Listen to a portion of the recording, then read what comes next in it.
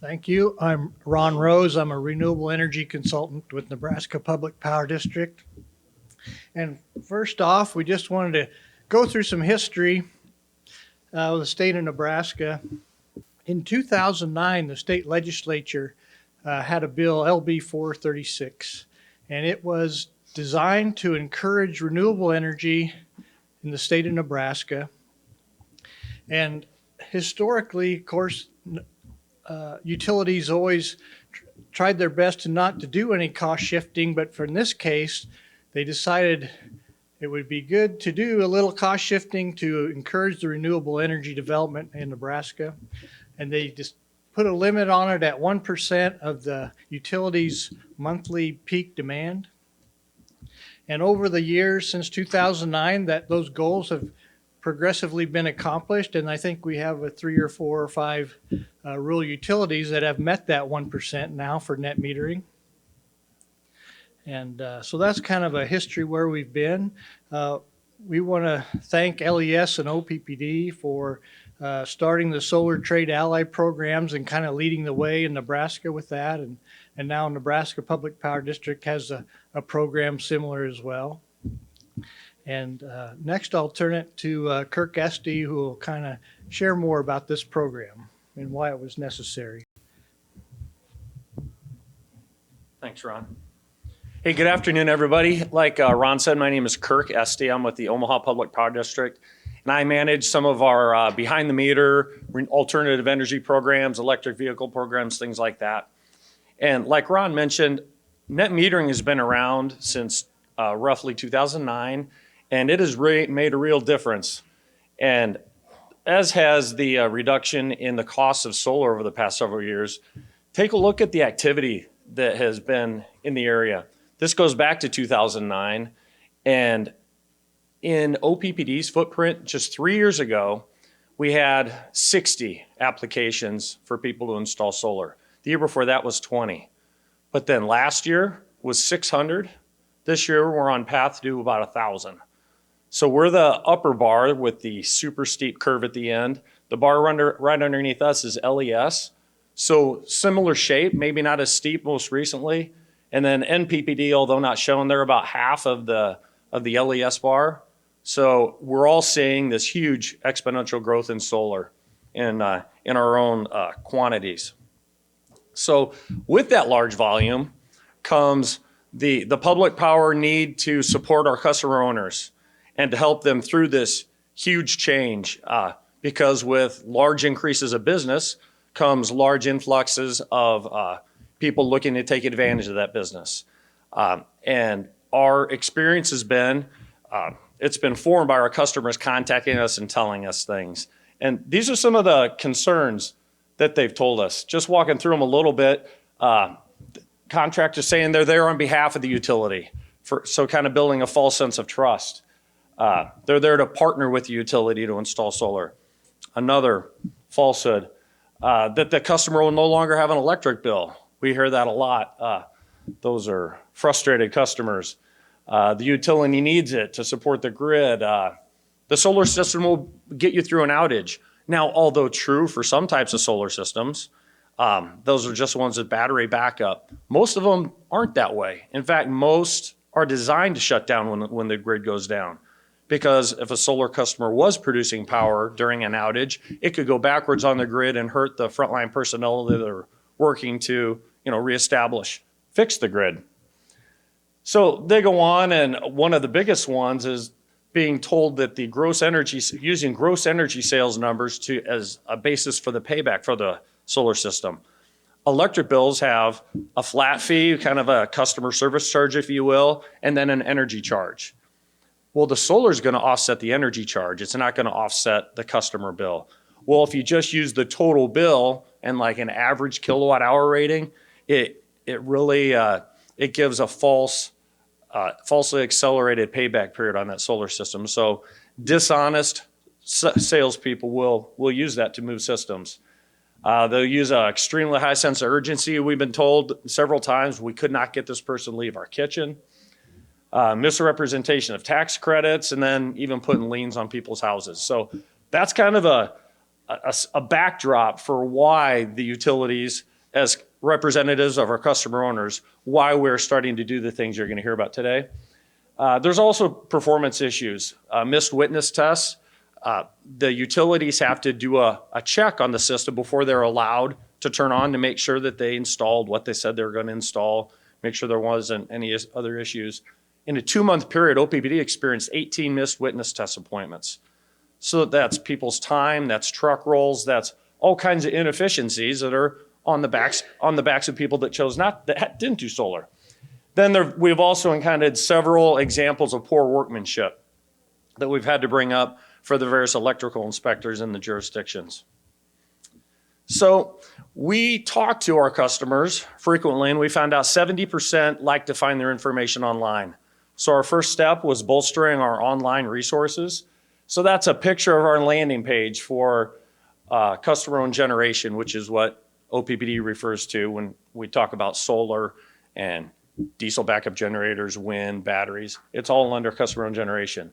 So there's a quick start guide with a video, lots of questions on net metering, which is how we started this off today. There's resources on that. There's a solar calculator for business customers, for residential customers that actually zooms in on your house when you type in the address or your business, looks at the satellite imagery and shading and designs a solar system and runs it through a financial model and kicks out your payback period and things like that. Then we also have FAQs that are constantly evolving based upon common questions we get. We ported our application system for interconnection, moved it all online, and we did it just in the nick of time. I mean, nobody saw this huge uptick coming. So glad we got that in place, so that's there. And as of January of this year, we rolled out a trade ally program that I'm going to touch on next. So the customer-owned generation trade ally program. High level, we have periodic utility-led training sessions. We invite solar contractors, really any customer-owned generation contractor, engineers, electrical inspectors. We have 8 authorities having jurisdiction in the OPPD area, so all 8 of those. And various stakeholders like Nebraskans for Solar, Sierra Club, people like that are very engaged and interested. So we have those training sessions periodically, and that's not all you have to do to be a trade ally. I'll get to that. But what are the benefits of the programs? Well, for the contractors, it gives them the ability to offer rebates. You cannot offer an OPPD solar rebate without being a trade ally. And now those rebates, sometimes they're there, sometimes they're not, depending upon funding. But that is a benefit. Referral source. When our customers call OPPD and they say, hey, who should I use to put in my solar? We don't give names. We say, go check out the list of trade allies. So those are the 2 benefits to trade allies. Then what about customers? What's the benefit to them? Well, they get more knowledgeable contractors and better satisfaction because of the expectations they had through the sales process. They kind of know what's coming. And then why the utility? Why are we doing it? Better approval rates. So instead of designs coming through multiple times and spending all those resources approving and reviewing them, first time through typically. Higher witness test pass rates and fewer missed truck rolls without the contractor being there. And then higher overall customer satisfaction. Those are the reasons we do it. Here's just a short list of the requirements, kind of the highlights for what contractors have to meet to become a trade ally. This is how they get on the list, how they have they instills the confidence such that our customers, we will give them these names. So they go to, the training is required once every 3 years, and they have to accurately represent the utility programs. We're not there in the kitchens, but we get feedback from the customers on how that was adhered to. Other things in a code of conduct. They have to have a NABCEP certification, which is a North America Board of Certified Energy Practitioners.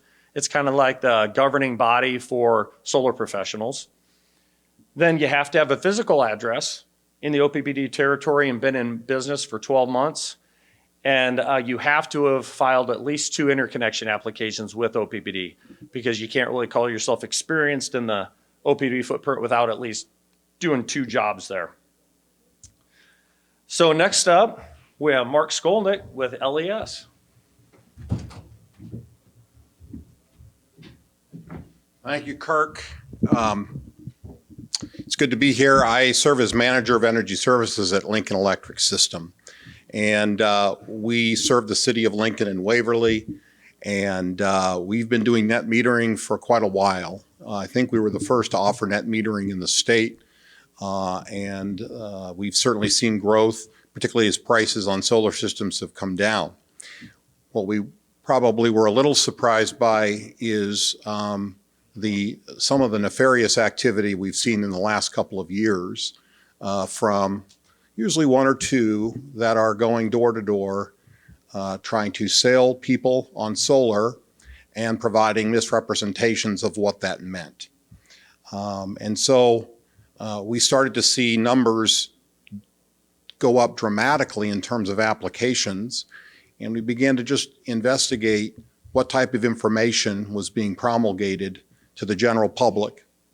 You know, you think about it, folks who have traditionally put on solar are individuals who have intentionally gone out, done a little research, and have been attracted to solar based on what they found. There may be a few things they didn't quite understand, so they contacted the utility.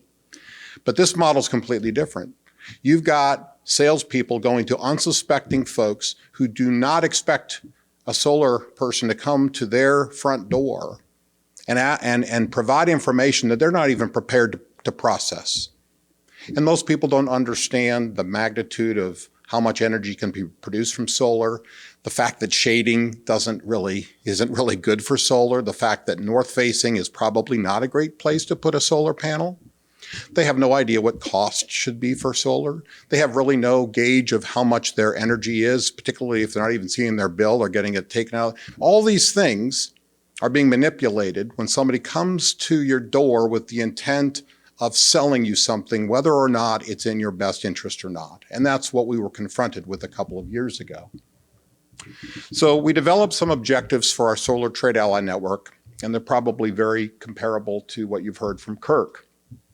Number one, we wanted to make sure that accurate information was consistently being provided to the general public regarding LES rates, incentives that we do offer. Customers in the LES service territory who put in solar get $375 per DC per kilowatt facing south and $475 per kilowatt for systems facing west. That's a one-time upfront payment once the system's been installed and inspected. We also wanted a place where folks could go to see who was out there that had some level of training about LES rates, LES interconnection requirements, LES incentives, that type of thing. And we also wanted to enhance the communication between the trade allies and the utility, because that's where the rubber hits the road. We've offered an energy efficiency program since 2009, and we have well over 200 contractors, HVAC contractors, insulation contractors, lighting and electrician folks. And we've held this group every year. We meet with them and give them an update on how the program's going to work. Those relationships are important.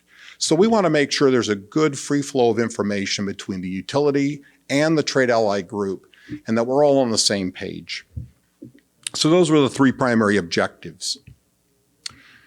So the key feature of our trade ally network is that if a project is to qualify for that 475 or 375 per kilowatt hour incentive, the trade ally that's installing it must be a member of the solar trade ally network. Obviously, by state statute, a trade ally or even, I believe, just a customer can install their own solar. But in order for the incentive to kick in, they must be a part of the network. That's at the utility's discretion. It also will require attendance at our annual meetings, and we'll be having one coming up here in December as we had our inaugural one last December. And we make the list of network participants available on our website, much like Kirk mentioned OPPD does. And one additional item is that we have, and I'll show you this here in just a moment, we have what's called a solar buyer's checklist. That is some of the kinds of questions that a customer should be asking and seeking additional information before they sign a contract for a solar system. So in order for the customer to get this incentive, they have to sign that document and send it in to us, independent of the contractor. We can't make sure if they read it over or not, but at least we're giving them information that they should be asking in the process of deciding if solar is right for them. This is just a snapshot from our website, and you'll see we have resources for customers on your left as you look at that. We actually have a webinar that we recorded, we offered live a few months ago on shedding light on solar, what customers ought to be thinking about as they make this decision, because these systems are oftentimes $20, $30, $40 or more $1,000. So it's not an insignificant amount of money. So as you're making that purchase, you would want to ask some good questions and be very confident in your understanding of how the system works and how all the financials work.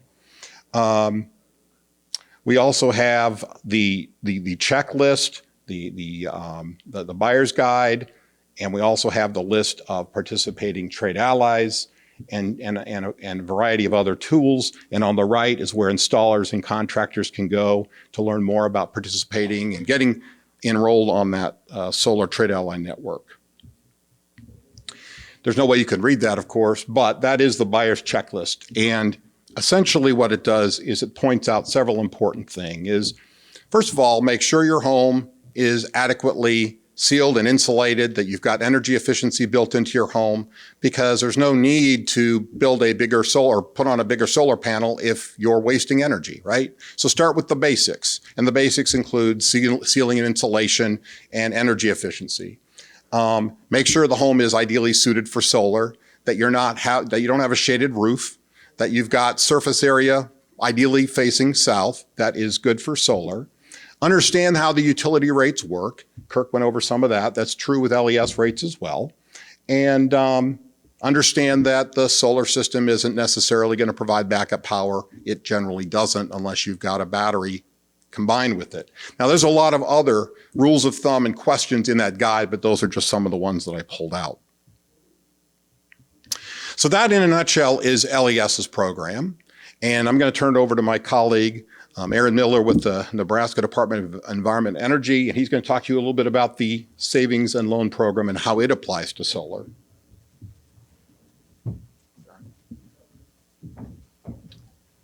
All right, thanks, Mark. Like Mark said, my name is Aaron Miller. I'm with the Nebraska Department of Environment and Energy, and I'm our energy programs manager, supervisor. So today I kind of wanted to talk about our Dollar and Energy Savings Loan Program and how you can utilize that for residential or business solar loans. So like Mark said, their Trade Ally Network really helps kind of eliminate bad actors. It gives people a really good idea of different processes or different things to look at when they're doing solar. But the fact is most people will have to finance their solar projects. These projects are in the tens of thousands, if not to hundred thousands of dollars. So usually they have to utilize some type of financing projects. And so what we want to do is provide a potentially low cost program for them to do that. That's low fees and doesn't have a lot of hidden costs. So I'm going to talk a little bit about that today. So for our loan program in general, I'm kind of going to just give a quick overview on how it works, some of the history, and then how it benefits the users, and then give just a couple examples of recent projects we've done over the last couple years. So the program itself, it's a revolving loan structure. We've had funds in there for the last 30 years that just keep getting used over and over again. We give out loans, and as we get payments back, we send those out for new loans. And so it just keeps going, and that can go into the future. So it's a very successful program, and it has a lot of uses, and won't run out anytime soon. So the program can be used for Nebraska residents, individuals, businesses, school districts. We work with a lot of different sectors in the state. And so they can utilize the projects for a bunch of different energy efficiency type projects or equipment, as well as solar and wind projects. So they can use it for HVAC systems, heat pumps, siding, windows. We've done loans with schools, so we have lighting, And then we also have a new construction energy efficiency program for the highest end energy efficiency homes that we can use the program for as well. As far as solar loans go, we've done hundreds of residential solar loans and business loans as well. We really saw a big uptick around 2015. There was a presentation earlier in the day that showed the technology increases or advancements in solar, and there was a big spike around 2015, which really correlates to a lot of the new loans we saw for different residential and business projects across the state. So we do a lot of these every year and see a lot of them. We really don't have a lot of restrictions on the loans when we give them out. So if there are new technologies, we can adapt to those and still provide financing for those type of projects. So the real benefit to the borrowers themselves is a lower rate. So hopefully they can get a lower rate with these loans compared to a different type of consumer loan or going through a different type of company. And that's really kind of the biggest benefit for the borrowers. You can kind of see some of the different businesses we've done loans with over the last few years as well, listed on there. So like I said, we do quite a few over the years. But so how the loans work, we partner with local banks. So the banks need to be chartered in the state of Nebraska. There's over 200 local Nebraska chartered banks throughout the states with 900 branches. So there's a lot of different lender available options that borrowers can use. Listed around there are some of the more prominent ones that we do quite a few loans with. So if there is interest, those are always good to reach out to. The benefits for the lenders is that when they do a loan, we purchase a certain percentage of it. Up to 90% of the loan we'll provide money for, purchase that. We don't collect any interest on that. And so when we're getting our payments back, we just receive all our principal, and the bank keeps the interest on the full loan amount. So even though the borrower has a low interest rate on theirs, the lender is actually getting around 10% return on their investment portion of the loan, which incentivizes them to do the loans and to continue with the program. So that benefits us because it helps us not have to house these loans. It helps us not to have to do all the underwriting and all the work associated with that. And so it's a really slick system partnership that works out there. One of the other things that we do limit is the fees. So obviously, if you finance through certain companies, you may not know what all the fees are. We have caps on all our fees, so it's 1 or 2% depending on the term of the loan. And then any third-party fees, obviously, that the lender would incur could be included as well. But that really helps keep the cost down as well for the borrower, and they're not seeing a bunch of fees that they're not aware of. So some of the projects we've done recently, this is a Beatty Farms project. This one is around Sumner, Nebraska. They are a pork producer and cattle farmers and corn farmers. So they had 2 different projects they did. Combined, I think the loan amount was around $250,000, and I think they had about 93 kWs put in for their farm. This is one of the biggest ones we've done. We did this one last year. So this is another pork producer, Chancellor Farms, and they had 4 separate projects they did. They're around the Lexington area, and their total kW, I believe, was 250,000 kW, and their total projects were around just under $600,000 for their amount. So. We see a lot of ag and rural projects as well. So these are just a couple examples across the state that we've done for farmers or for local greenhouses that use the solar power to grow vegetables and things like that. So just some of the many projects we've done. So proud of those. If you would like more information or anything like that, you can always contact me, give me a call, call our office, or visit our website for those loans. So hopefully that kind of gave you a good idea of the program, how it benefits the different users, and how it can potentially help you with any solar or business loans. So. All right. Thank you. Thank you to the panel. We have time for questions, but before we jump into that, I'm going to create a scene here. How many in the audience have solar systems, either residential or business? Okay, I'm really going to go out on a limb and say, to those who have the systems, do you have advice for others that may be thinking of it?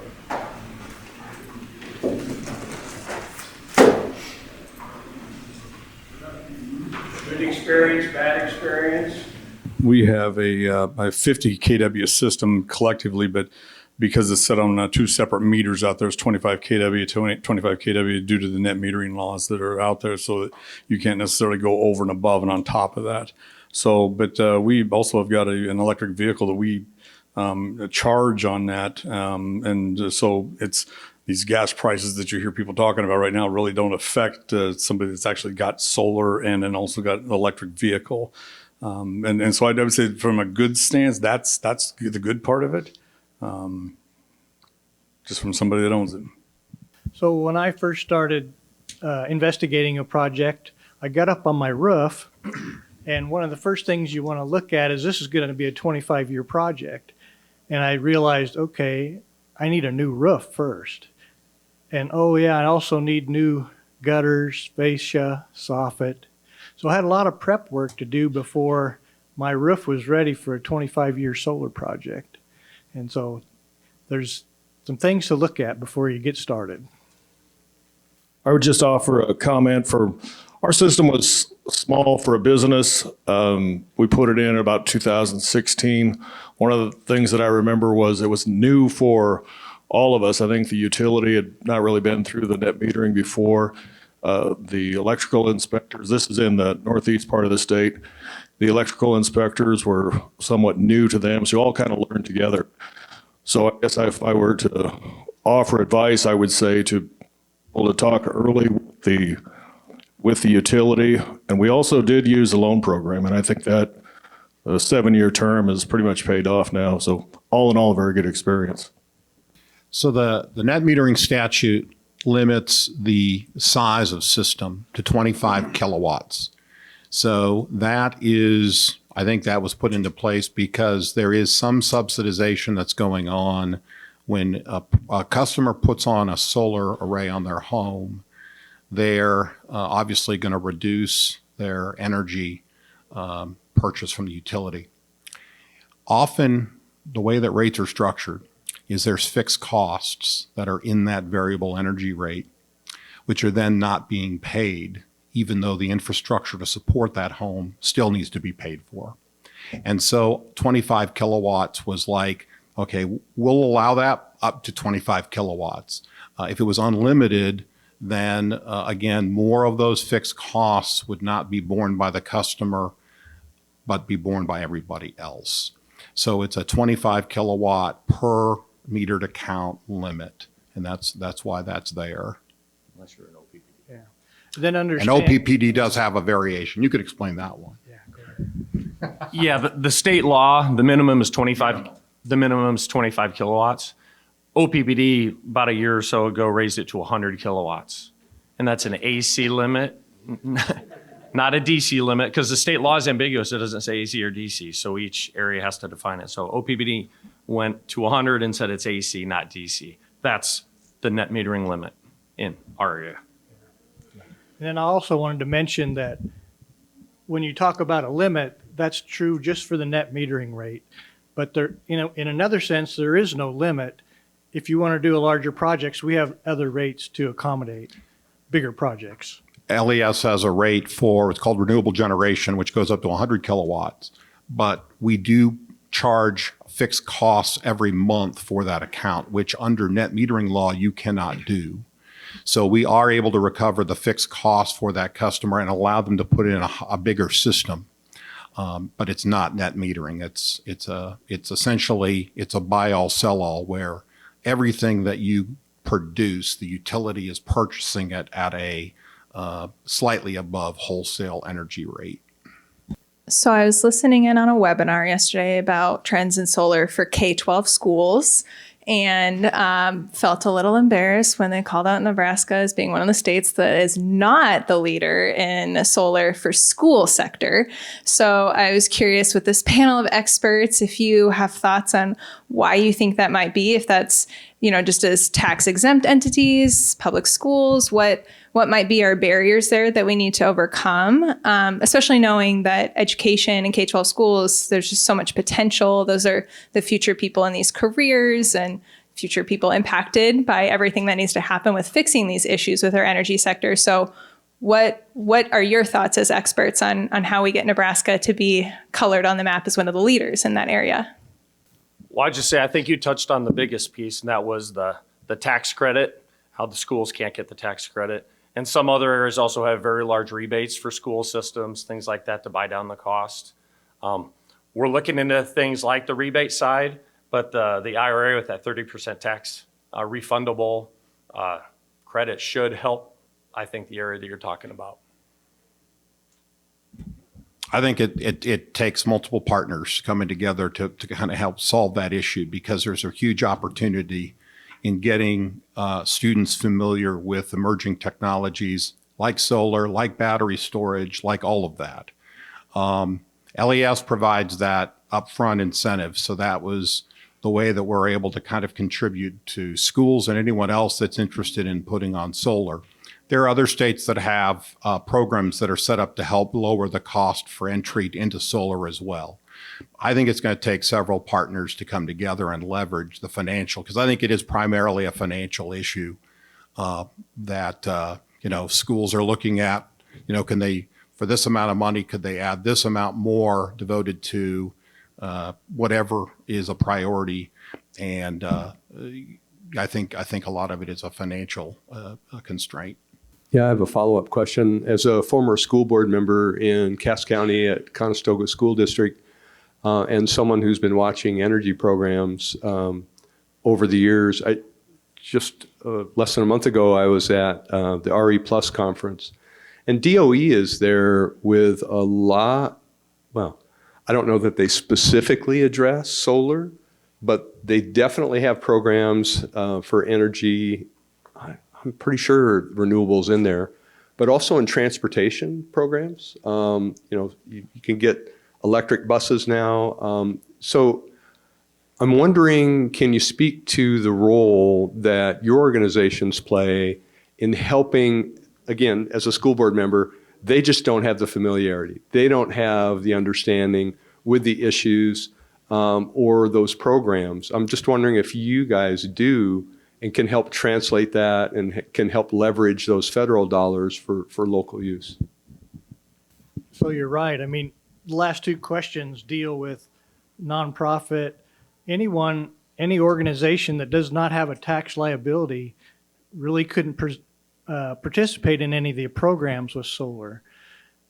Now the new IRA that just passed, all that changes. And so churches, schools, public power districts, all these nonprofit entities that couldn't participate in the past, now it looks like everything's going to change. And so in the future, things should look up. And of course, it's still too early to tell. Things have to be written down to really see how it's going to affect everything. But it looks good for the future and coming up.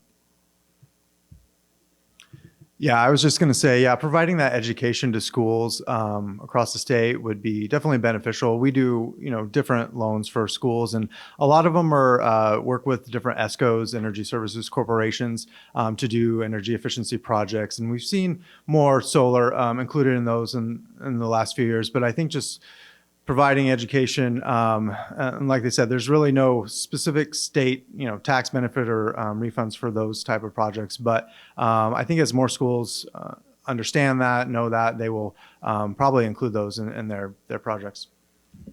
You might recall the VW settlement dollars. That was a very generous sum of money that became available to all the states.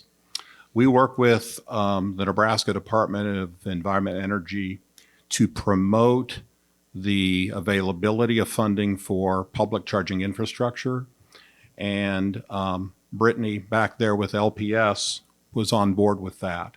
So we worked with Brittany and provided some We leveraged the school district's contribution, LES put in a little bit, and then the big chunk was from the VW settlement money. And now, correct me if I'm wrong, Brittany, but every high school in the district has a level 2 charging station and the utility operations center, right? So that's the partnerships I'm talking about, is when and you're right, they may not be aware of these funds, right? So we've got our antenna up all the time. You can bet that I'm trying to decipher what this IRA means for our customers, whether it be school districts, whether it be houses of worship, whether it be residential, commercial, industrial. Some of it has yet to even be decided. Particularly the energy efficiency rebate program, there's still a lot of work that needs to be done there. But it is part of Public Power's mission to educate the public and to educate the customers about those tax opportunities. So we take that very seriously. I think you're very on point with that. Yeah, and I'd just add, I completely agree as well. We've done several energy efficiency projects, a lot of them geothermal and lighting, and some other things with regard to schools. We recently had a project that we were going to move forward with to put a bunch of level 2 chargers in at public schools. Unfortunately, the grant opportunity we were trying to pursue to help with that didn't pan out, but our eyes are always open trying to work on those goals. I would encourage you, if you're interested in this topic, is to take a look at Win for Schools.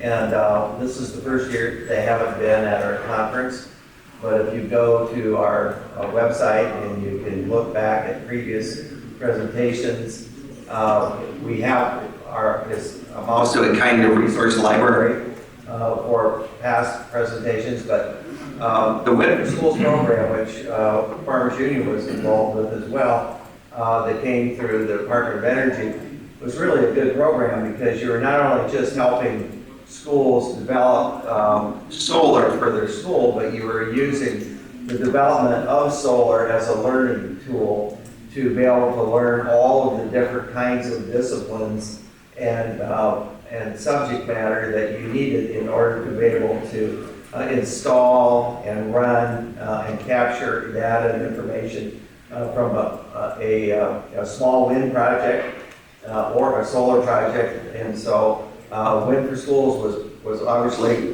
with small turbines.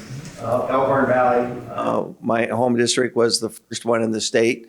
We might have had something to do with that. But it was a great starter program for kids who got interested in sciences and math and all of the meteorology and all the different kinds of things that were involved. And so I think solar, because it's in a lot of ways easier to do than a small wind turbine, that if we can take the newfound IRA authority and take a look at that, I think we could be using solar to do something very similar that would be really effective for helping grow the next generation of folks who will help us power renewable energy. Please join me in thanking our event.